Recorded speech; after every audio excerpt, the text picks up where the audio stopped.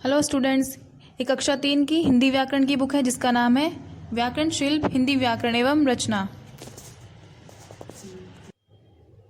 अब है आपका पार्ट 6 सर्वनाम, जिसे हम इंग्लिश में कहते हैं प्रोनाउन।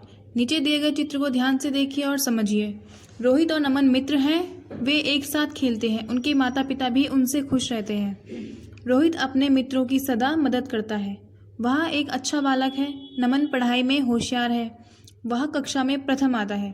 आपने देखा कि ऊपर दिए गए वाक्यों में रोहित तथा नमन के बारे में बार बार ना लिखकर उनके नाम उनके स्थान पर कुछ अन्य शब्दों का प्रयोग किया गया है, जैसे वे, उनके, उनसे, अपने और वह।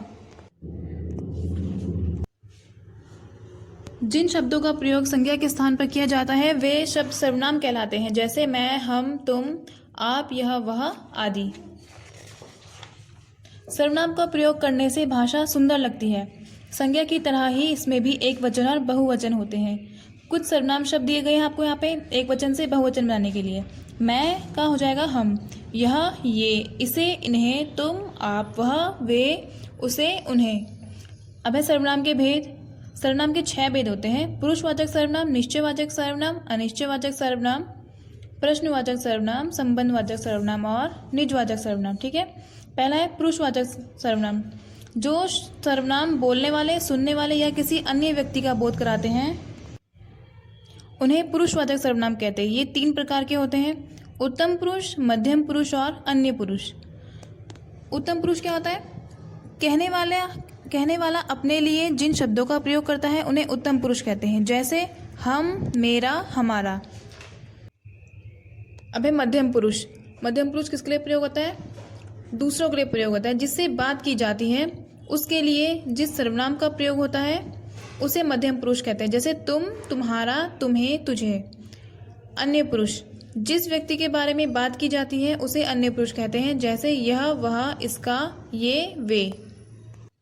अब सर्वनाम का दूसरा भेद है निश्चयवाचक।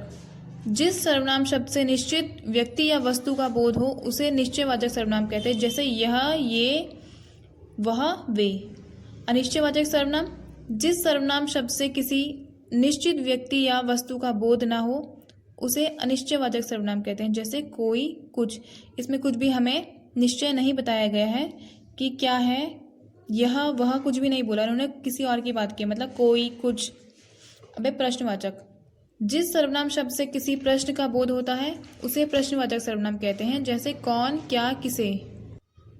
संबंधवाचक, जिस सर्वनाम शब्द से एक व्यक्ति या वस्तु का दूसरे से संबंध का पता चलता है उसे संबंधवाचक सर्वनाम कहते हैं, जैसे जो, सो, जहां, वहां, जैसा, वैसा।